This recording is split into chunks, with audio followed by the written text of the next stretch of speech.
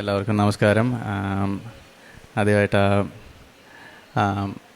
I love you Jesus, I love you mother Mary and I love you Joseph അച്ഛ.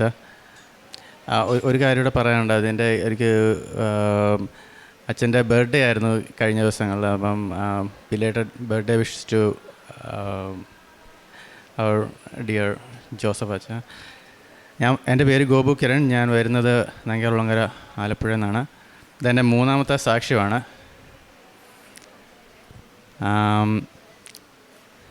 എന്നുവെച്ചാൽ ഈ ലോകത്തിലൊരു happy place which I can come and you know be completely happy എന്ന് പറഞ്ഞാൽ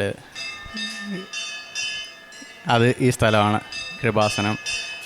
എന്നുവെച്ചാൽ എൻ്റെ first സാക്ഷ്യം കണ്ടു കഴിഞ്ഞാൽ മനസ്സിലാവും ഞാൻ എത്രത്തോളം വിഷമിച്ച് ഡിപ്രസ്സായിരിക്കുന്ന സമയത്താണ് ഇവിടെ വന്നത്.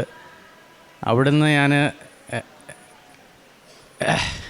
എങ്ങനെ ഇത്രയും കാര്യങ്ങളൊക്കെ എൻ്റെ ജീവിതത്തിൽ നടന്നതെന്ന് വെച്ചാൽ അത് കുറേ മിറക്കിൾസാണ് സംഭവിച്ചത്. ഞാൻ എൻ്റെ ആദ്യത്തെ സാക്ഷ്യം പറയുന്നത്, ഞാനിപ്പോൾ കാനഡയിലായിരുന്നു. അവിടെ എൻ്റെ കോഴ്സ് ചെയ്തുകൊണ്ടിരിക്കുമായിരുന്നു. അപ്പോൾ എനിക്ക് പാർട്ട് ടൈം ജോലി ഉണ്ടായിരുന്നു. ഞാനവിടെ ടൊയോറ്റയിൽ പോയ സമയത്ത് മൂന്ന് മാസം കഴിഞ്ഞപ്പോൾ ജോലി കിട്ടിയിട്ടുണ്ടായിരുന്നു. എൻ്റെ രണ്ടാമത്തെ സാക്ഷ്യത്തിൽ ഞാനത് പറഞ്ഞിട്ടുണ്ടായിരുന്നു. അപ്പം തിരിച്ചു പോയി ജോലി ചെയ്യുന്നതിനിടയ്ക്ക് എനിക്ക് ചില ആരോഗ്യ പ്രശ്നം കാരണം എനിക്കത് കണ്ടിന്യൂ ചെയ്യാൻ പറ്റിയില്ല. അങ്ങനെ എനിക്ക് ആ ജോലി നഷ്ടപ്പെട്ടു. അങ്ങനെ ഒരു 5 മാസത്തോളം ഞാൻ അവിടെ ജോലിയില്ലാതെ വളരെയധികം കഷ്ടപ്പെട്ടു. അത് വെച്ചാൽ അവിടെ ജോലിയില്ലാതെ സർവൈവ് ചെയ്യുന്നതെന്ന് വെച്ചാൽ ഭയങ്കര പാടാണ്. അവിടുത്തെ റെൻറ്റും പിന്നെ ഗ്രോസറിയും പിന്നെ ഇവിടുത്തെ ട്യൂഷൻ ഫീസും എല്ലാം നമ്മുടെ തന്നെ റെസ്പോൺസിബിലിറ്റി. അതെല്ലാം GSC ഉണ്ടെങ്കിൽ നമുക്കൊരു പാർട്ട് ടൈം ജോലി ഇല്ലെങ്കിൽ ഭയങ്കര ബുദ്ധിമുട്ടാണ്. അങ്ങനെ ഞാനത് വളരെ വിഷമിച്ച് ബുദ്ധിമുട്ടി ഇരിക്കുമ്പോഴത്തേക്കും ഞാൻ എല്ലാ സൺഡേയിലും അവിടുത്തെ ഇംഗ്ലീഷ് ചർച്ചിൽ അവിടെ പള്ളിയിൽ പോകുമായിരുന്നു. അവിടെ പോയി പ്രാർത്ഥിക്കുകയൊക്കെ ചെയ്യുമായിരുന്നു. അങ്ങനെ ഞാൻ ഒരു സൺഡേയിൽ പോയി പ്രാർത്ഥിച്ച് തിരിച്ചു വരുന്ന വഴിക്ക് തിരിച്ച് യാദൃശ്ചികമായി ഒരു ബ്രദർ വഴിയിൽ ഇങ്ങനെ നിൽക്കുമായിരുന്നു. എന്നിട്ട് എന്നോട് ഇങ്ങനെ ചിരിച്ച് കാണിച്ചു. എന്നിട്ട് എന്നോട് ഇങ്ങനെ സംസാരിച്ച്, ഞാനിങ്ങനെ ചിരിച്ച് കാണിച്ചു. അപ്പോൾ എന്നോട് ഇങ്ങനെ സംസാരിച്ച്,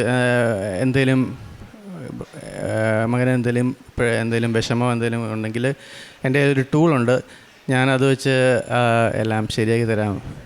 അപ്പം അദ്ദേഹം ഒരാളോട് പറഞ്ഞു, ഇതിനു വേണ്ടി ഞാനൊന്നും പേ ചെയ്യേണ്ട കാര്യമില്ല, ഇത് ഫ്രീ ആണ്. ഞാൻ വിചാരിച്ച, ഞാൻ ആ സമയത്ത് എന്ത് കിട്ടിയാലും അത് സ്വീകരിക്കാൻ തയ്യാറായിട്ടുള്ള സമയമാണ്. എന്ന് വെച്ചാൽ നമ്മുടെ കാര്യങ്ങളൊന്നും ശരിയാവുന്നില്ല, അവിടെ ഡിപ്രസ്സായിട്ടിരിക്കുന്ന സമയമാണ്. അപ്പം ഞാൻ എന്തായാലും ഇപ്പോൾ കേൾക്കാമെന്ന് വിചാരിച്ചു എന്താ അദ്ദേഹം ബ്രദർ പറയുന്നത്. അങ്ങനെ ഞങ്ങൾ ബ്രദറിൻ്റെ കാറിൽ കയറി സംസാരിക്കാൻ തുടങ്ങി. ആദ്യമായിട്ട് ചോദിച്ചതെന്ന് വെച്ചാൽ, എന്താണിപ്പം ഞാൻ ഫേസ് ചെയ്യുന്ന മെയിൻ പ്രശ്നമെന്നാണ് ചോദിച്ചത്. അപ്പം ഞാൻ പറഞ്ഞത്, ഇപ്പോഴത്തെ മെയിൻ പ്രശ്നം എന്ന് വെച്ചാൽ എനിക്ക് ജോലി വേണമെന്നാണ് പറഞ്ഞത്. ഇനി എന്തൊക്കെ ചെയ്യും എന്ന് ചോദിച്ചു. അതിന് രണ്ടാമത്തെ ക്വസ്റ്റ്യൻ. അപ്പം ഞാൻ പറഞ്ഞു, കൂടുതൽ സ്ഥലങ്ങളിൽ പോയി അപ്ലൈ ചെയ്യും, പിന്നെ കൂടുതൽ ആൾക്കാരെ കാണും, അങ്ങനെ ഓൺലൈൻ ഓഫ്ലൈൻ എല്ലാം അപ്ലൈ ചെയ്യും. അതുപോലെ തന്നെ ഞാൻ പ്രാർത്ഥിക്കുന്ന ഒരാളാണ്, പ്രാർത്ഥനയിൽ കൂടുതൽ നേരം മുഴുകുമെന്ന് പറഞ്ഞു. ആ സമയത്ത് തന്നെ ഒരു യാദൃശ്ചികമായിട്ട് ഒരു കോൾ വരികയാണ് ഈ ബ്രദറിൻ്റെ ഫോണിലോട്ട്. വിളിച്ച ആളുടെ പേര് എന്ന് വെച്ചാൽ മേരി എന്നാണ്. അപ്പോൾ ഞാൻ പറഞ്ഞു, ഇതെന്താ ഇങ്ങനെ പെട്ടെന്ന്. അപ്പോൾ എനിക്ക് മനസ്സിലായി, ഇത് യാദൃശ്ചികമായിട്ട് വന്നതല്ല, എനിക്ക് വേണ്ടി എന്തോ ഒരു മെസ്സേജ് തരാൻ വന്നതാണ്. അങ്ങനെ ഞാനത് അദ്ദേഹം പറഞ്ഞു കേട്ടു. അപ്പോൾ ഇതിപ്പോൾ ലാസ്റ്റ് ക്വസ്റ്റ്യൻ ചോദിച്ചെന്ന് വെച്ചാൽ, ഇപ്പോൾ ജോലി ഒരു ഡേറ്റ് വെക്കുക, എന്നിട്ട് ഇത് കിട്ടിയെന്ന് വിചാരിക്കുക. എന്ന് വെച്ചാൽ ആ സമയത്ത് എനിക്ക് കൂടുതൽ ഉണ്ടാവുന്നത്. ഞാൻ പറഞ്ഞ്, അതെന്തുകൊണ്ടാണെന്നും ചോദിച്ചു. അപ്പോൾ ഞാൻ പറഞ്ഞത് ഒരൊറ്റ കാര്യമേ ഉള്ളൂ, എനിക്ക് അന്നും ഇന്നും അത് ചെയ്തു തന്നത് മാതാവ് ഈശോ ആണ്. അത് ഗ്രേസ് കൊണ്ടായ എനിക്കത് കിട്ടുള്ളൂ. അതുപോലെ തന്നെ എൻ്റെ വിശ്വാസം പിന്നെയും വർദ്ധിക്കുമെന്ന് പറഞ്ഞു. അങ്ങനെ ഒരു മാസം കഴിഞ്ഞപ്പോഴത്തേക്കും എൻ്റെ ഒരു ഫ്രണ്ട് വഴി ഞാൻ പറഞ്ഞു, നമ്മുടെ അടുത്ത് തന്നെ ഒരു മക്ഡൊണാൾഡ്സിൻ്റെ ഒരു റെസ്റ്റോറൻ്റ് ഉണ്ട്. അവിടെ പോയി ബ്രാഞ്ച് മാനേജറിനെ കാണാൻ പറഞ്ഞു, ബ്രാഞ്ച് മാനേജർ മാർഗ്രറ്റ്. അങ്ങനെ ഞാൻ അവിടെ പോവുകയാണ്. അവിടെ ഉടമ്പടി തൈലവും അതുപോലെ തന്നെ ഉപ്പും എല്ലാം വിശ്വാസപ്രമാണം ചൊല്ലി ഉപ്പൊക്കെ ഇട്ട് പ്രാർത്ഥിച്ചിട്ടാണ് കാണാൻ പോകുന്നത്. അങ്ങനെ ഞാൻ എല്ലാം റെഡിയായി. ആദ്യ ദിവസം പോയപ്പോൾ കാണാൻ പറ്റിയില്ല. അടുത്ത ദിവസം പോയി ഉണ്ടെന്ന് പറഞ്ഞു. അങ്ങനെ മാർഗ്രറ്റ് വന്നപ്പോഴത്തേക്കും എനിക്ക് എന്താ പറയുക, മാതാവ് ഇങ്ങനെ നേരിട്ട് മുമ്പിൽ വരുന്ന പോലെ എനിക്ക് ഒരു ഫീൽ തരാം. അതെന്ന് വെച്ചാൽ ചിരിച്ചുകൊണ്ട് ഫ്രണ്ട്ലി വെച്ചാൽ അപ്പം തന്നെ എൻ്റെ പകുതി വിഷമം അങ്ങ് പോയി. പിന്നെ ഞാൻ പറഞ്ഞു, എനിക്ക് ജോലി നോക്കിക്കൊണ്ടിരിക്കുകയാണ്, എനിക്ക് ജോലി ആവശ്യമാണ്. അപ്പം പറഞ്ഞാൽ ഇപ്പം ജോലിയില്ല, പക്ഷേ ഉടനെ ഞങ്ങൾ ഹയർ ചെയ്യാം, അപ്പം അറിയിക്കാമെന്ന് പറഞ്ഞു. അത് ഓൺലൈൻ വഴിയായിരിക്കും എന്ന് പറഞ്ഞു. അപ്പം ഞാൻ ശരിയെന്ന് പറഞ്ഞ് ഒരു 1 മന്ത് വെയിറ്റ് ചെയ്തു. 1 മന്ത് വെയിറ്റ് ചെയ്തപ്പോഴത്തേക്കും ഒരു ഡേറ്റ് എനിക്ക് ഓർമ്മയുണ്ട്. ഞാനിപ്പോൾ റീസെൻ്റ്ലി നോക്കിയാണ് ടെക്സ്റ്റ് മെസ്സേജ്. ഒക്ടോബർ 7-ാം തീയതി എനിക്ക് അവിടെ നിന്നൊരു കോൾ വന്നു. ലിങ്ക് ഇപ്പോഴും ഞാൻ ജോലി നോക്കുന്നുണ്ടെങ്കിൽ അവിടെ വേക്കൻസി വന്നിട്ടുണ്ട്, ഓൺലൈൻ ലിങ്ക് ഓപ്പണാണ്, എത്രയും പെട്ടെന്ന് ചെയ്യാൻ പറഞ്ഞു. ഞാൻ ഒട്ടും വേസ്റ്റ് ചെയ്യാതെ തന്നെ അപ്പോൾ തന്നെ കുറച്ച് പ്രോസസ്സുണ്ട്, അതെല്ലാം ചെയ്ത് തീർത്തു. അങ്ങനെ ഒക്ടോബർ 14 ആയപ്പോഴത്തേക്കും എനിക്ക് ഇൻ്റർവ്യൂവിന് വന്നു. പിന്നെ എല്ലാം പെട്ടെന്നായിരുന്നു, അറിയാമല്ലോ, സമയച്ചുരുക്കം, ഓറിയൻറ്റേഷൻ. പിന്നെ നവംബർ മുതൽ ഞാൻ ജോലി സ്റ്റാർട്ട് ചെയ്തു. അതെന്ന് വെച്ചാൽ എൻ്റെ വീടിന് തൊട്ടടുത്തുള്ള റെസ്റ്റോറൻറ്റ്, അത് എനിക്ക് ക്യാമ്പസിലോട്ടും പോകാൻ വളരെ കൺവീനിയൻ്റ് ആയിട്ടായിരുന്നു. അവിടെയുള്ള ആൾക്കാരും most of the people are very nice. And especially branch manager Margaret എന്ത് ഇഷ്യൂ ഉണ്ടെങ്കിലും എനിക്കത് സോൾവ് ചെയ്ത് തരും അവിടെ. അതാണ് എൻ്റെ ആദ്യത്തെ സാക്ഷ്യം. പിന്നെ കാനഡയിൽ വെച്ച് ഒരു വൈറൽ ഇൻഫെക്ഷൻ, ത്രോട്ട് ഇൻഫെക്ഷൻ ഉണ്ടായിട്ടുണ്ടായിരുന്നു. ആ സമയത്ത് ഞാൻ വളരെ ബുദ്ധിമുട്ടി. എന്നുവെച്ചാൽ ക്ലാസ്സിലൊക്കെ പോകാനായിട്ട്, എനിക്ക് ട്രാവൽ ചെയ്യാനും ഒക്കെ വലിയ ബുദ്ധിമുട്ടാണ്. അപ്പോൾ ഞാൻ ഇവിടുന്ന് കൊണ്ടുപോയ കുറച്ച് ടാബ്ലറ്റ്സൊക്കെ കഴിച്ചെങ്കിലും അതൊന്നും വർക്കായില്ല. അതുപോലെ തന്നെ ഞാൻ പുറത്തൊരു ക്ലിനിക്കിൽ പോയിട്ട് മരുന്ന് കഴിച്ചെങ്കിലും അതൊന്നും വർക്കായില്ല. അങ്ങനെ ഞാൻ മാതാവിൻ്റെ ഉടമ്പടി തൈലം പൂശി പ്രാർത്ഥിച്ചു ദിവസം. അങ്ങനെ ഒരു 1 വീക്ക് കഴിഞ്ഞപ്പോഴത്തേക്കും ഒരു ത്രോട്ട് ഇൻഫെക്ഷൻ, പനി എല്ലാം മാറി. അതുപോലെ തന്നെ എനിക്ക് ഇവിടെ വന്നതിന് ശേഷം ഒരു പനിയുണ്ടായി. ഇവിടെ ആ ഒരു ഇൻഫെക്ഷൻ കാരണം ഒരു ചെറിയൊരു മുഴ ഇവിടെ ആയിട്ട് ഭയങ്കര പെയിൻഫുള്ളായിരുന്നു ആ സമയത്ത് ഞാൻ ഇതുപോലെ ഉടമ്പടി തൈലം പൂശി പ്രാർത്ഥിച്ചു. അങ്ങനെ അത് പൂർണ്ണമായും ഇല്ലാതായി. അങ്ങനെ ഞാൻ അവസാനമായിട്ട് ഒരു കാര്യം ഇവിടെ പറയാൻ, ഞാൻ ഫസ്റ്റ് ഷർജി പറഞ്ഞ പോലെ എനിക്ക് ഏറ്റവും പേടിയുള്ളൊരു കാര്യമെന്ന് വെച്ചാൽ ഈ പ്രൊഫഷൻസി ടെസ്റ്റായിരുന്നു ഇംഗ്ലീഷിൻ്റെ. അതായത് ഫസ്റ്റ് ഷർജി പറഞ്ഞ പോലെ കുറേ ട്രൈ ചെയ്തും കിട്ടിയില്ല, ഇവിടെ വന്നിട്ടാണ് കിട്ടിയത്. അപ്പോൾ ഇന്നലെ ഞാൻ പോയി പ്രൊഫഷൻസി ടെസ്റ്റ് PTEയുടെ ടെസ്റ്റ് എഴുതി.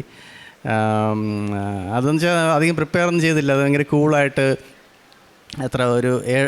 ശരിക്കും പറഞ്ഞാൽ ഞാൻ മറ്റേ കുറേ നാളുകൾക്ക് മുമ്പ് ഒരു സൈറ്റിൽ പ്രാക്ടീസൊക്കെ ചെയ്യാൻ, പക്ഷേ അതിനൊന്നും പറ്റിയിട്ടില്ല. ഇപ്പം ജസ്റ്റ് ഒരു 5 ദിവസം കൊണ്ട് ജസ്റ്റ് ഒന്ന് ഓൾ മോഡ്യൂൾസ് എല്ലാം നോക്കി പ്രാക്ടീസ് ചെയ്തു, മോക്ക് ടെക്സ്റ്റ് എടുത്തു. അപ്പം അത് ഇന്നലെ പോയി എഴുതി. വിത്തിൻ 3 hours എനിക്ക് സ്കോർ വന്നു, ഓവറോൾ 66. അപ്പം എനിക്ക് വർക്ക് പെർമിറ്റ് അപ്ലൈ ചെയ്യാനുള്ള സ്കോറായി. അതും മാതാവിൻ്റെ ഈശോയുടെയും അനുഗ്രഹം കൊണ്ട് അത് സാധിച്ചു. ഒരുപാട് അനുഗ്രഹങ്ങൾ കിട്ടിയിട്ടുണ്ട്. അത് ചില ഇപ്പം അച്ഛനും അമ്മയ്ക്കും ഞാൻ ഇവിടെ വന്നിട്ട് ഉടമ്പടി പുതുക്കിയ ശേഷം അച്ഛനും അമ്മയ്ക്കും വേണ്ടിയിട്ട് പറഞ്ഞു. അവർക്കും രോഗസൗഖ്യം വന്നിട്ടുണ്ട്. പക്ഷെ അവർ ഇവിടെ വരാത്തതുകൊണ്ട് അവരുടെ കാര്യം ഇവിടെ ഇപ്പം പറയുന്നില്ല. അവർ വരുമ്പം ഞാൻ ഇൻ ഫ്യൂച്ചർ അതും വെളിപ്പെടുത്തുന്നതായിരിക്കും. അതുപോലെ തന്നെ ഞാൻ പ്രേക്ഷിത പ്രവർത്തനമായിട്ട് ചെയ്യുന്നത്, ഞാൻ ഇവിടെ നമ്മുടെ ഹരിപ്പാട് ഗാന്ധി ഭവനുണ്ട്, സ്നേഹപ്പെടുന്ന പറഞ്ഞാൽ അവിടെ ഓൾഡ് ഏജിൽ പോയി അവരുടെ അമ്മമാരെയൊക്കെ കാണും. ഭയങ്കര സ്നേഹമാണ് അവരൊക്കെ. അപ്പം ഞാൻ അവർക്ക് ഫുഡൊക്കെ മേടിച്ച് കൊടുത്തായിരുന്നു കഴിഞ്ഞ വർഷം പോയിട്ട്. അപ്പോൾ ഞാൻ അവരോട് പറഞ്ഞത് ഇപ്പം ഇതെല്ലാം സാധ്യമായത് എന്ന് പറഞ്ഞാൽ ഇവിടെ വന്നതിന് ശേഷമാണ്.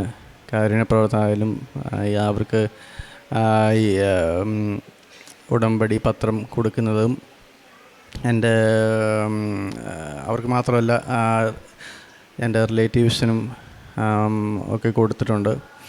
അതുപോലെ ഞാൻ കുറേ ഇംഗ്ലീഷ് പത്രം ഇവിടുന്ന് മേടിച്ചുകൊണ്ട് പോകുന്നുണ്ട്. എന്ന് വെച്ചാൽ എനിക്ക് അവിടെയും കുറച്ച് കൂട്ടുകാരും കുറച്ച് റിലേറ്റീവ്സ് എന്ന് വെച്ചാൽ അറിയാവുന്ന ആൾക്കാരൊക്കെ ഉണ്ട്. അപ്പോൾ അവർക്ക് ഞാൻ ഇത് കൊടുക്കും.